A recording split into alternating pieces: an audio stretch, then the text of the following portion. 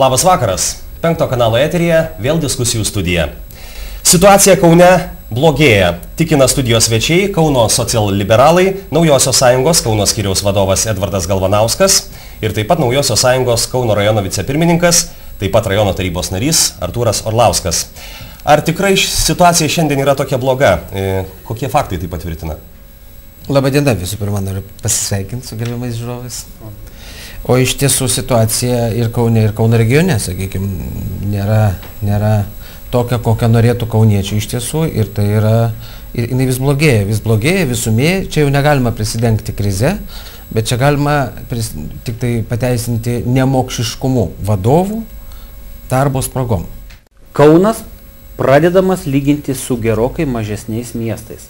Dėl to, tarkim, su Panevėžiu, su Šiauliais, su Marijampolė, senamiestis mūsų yra gerokai prastesnės būklės netgi nei Kėdainių mieste. Dėl to, manau, kad būtent dėl to, kad miestas akivaizdžiai atsisakinėja investicijų. Privatus pinigai nebuvo priimti. Tai buvo ir Dariaus ir Girėno stadiono atveju, ir Aleksoto, sakysim, Dariaus ir Girėno oro uosto atveju. Buvo netgi, aš žinau, konkretų atvejį ir Edvardas tarpininkavo, kad buvo Tokijo miesto savivaldybė investuotų Lietuvoje ir pastatytų Bushido centrą Kaune už Tokijo savivaldybės pinigus. Merui projektas buvo pristatytas, administracijos direktorius buvęs šitam projektui pritarė, net pasiūlė konkrečias vietas, miesto vietas, kurias galėtų skirti miestas ir atsirastų modernus japoniškas miestelis, kuriame vyktų seminarai specialiųjų tarnybų koviniams būriams iš viso pasaulio. Kas 2 metus į tokius centrus atvažiuoja Čakas Norisas ir panašiai. Miestui tai nekainuotų nei lito, japonai viską padarytų už savus pinigus ir dar pastoviai plauktų grupės žmonių ir leistų čia pinigus, mokytųsi. Ir miestas nuo to tik praturtėtų apskritai ir lankytina vieta būtų. Ten ir būtų sodelis, ir arbatinė, ir panašiai, ir konferencijų centras, kur būtų ir mokymai, seminarai ir panašiai. Ir mero atsakymas buvo toksai: nusipirkit žemę ir statykit, ką norit. Edvardas yra suskaičiavęs, virš 500 milijonų atsisakė investicijų per metus. Per mokesčius būtų sugrįžę panašiai 100 milijonų. Grubiai tariant, per kadenciją planuojama prarasti vieną biudžetą miesto. Budokan kovinių menų centras, kuris buvo planuotas statyti Druskininkuose, tačiau asmeninių ryšių dėka mes planuojame jį statyti Kaune. Iš tikrųjų, tai yra konkretus pavyzdys, kai Japonijos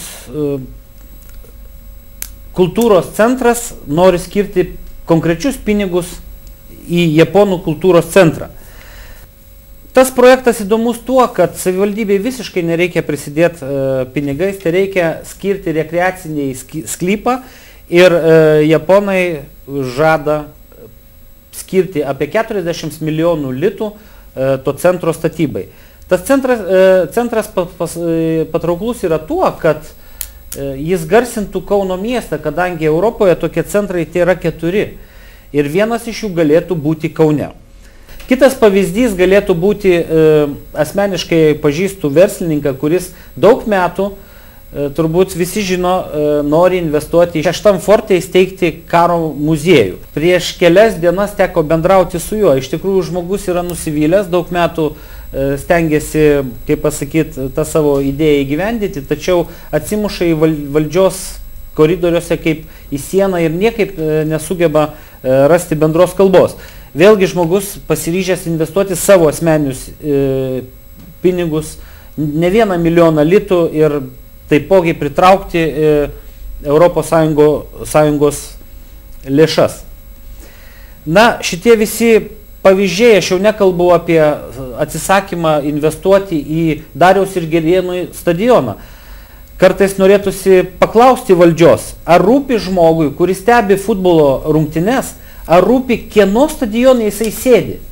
Juk pagrinde kiekvienas turbūt pritars, kad žmogui svarbu, kad tas stadionas būtų patogiai įrengtas, kad būtų infrastruktūra, kad būtų smagu tas rungtynės žiūrėti, kad būtų patogus privažiavimas, patekimas, išvykimas iš stadiono. Juk saugu, kad būtų. Tai yra svarbiausia turbūt kiekvienam piliečiui, o ne kam jisai galų gale priklausys. gal dėl to, kad tie projektai neaišku, ar turės kokios nors komercinės naudos, gal miesto valdžia dėl to ir nenorėjo prisidėti prie jų gyvendinimo? Aš norėčiau pasakyti, kad valdžia, būtent miesto savivaldybė, savivalda, tai nėra pelno siekiančios įmonės. Tai yra atstovai, kurie privalo garsinti miestą pasaulyje. Visokiais būdais. Ir labai gerai, kada tai galima padaryti, nes ne konkrečiai savivaldybės pinigais, o galima pritraukti verslininkus ir sudaryti jiems tokią aplinką, kad jie norėtų įdėti ar tai lėšas, ar tai savo energiją į miesto statybas, į gražinimą ir aišku, tai turėtų naudos visiems miestiečiams. Be abejo.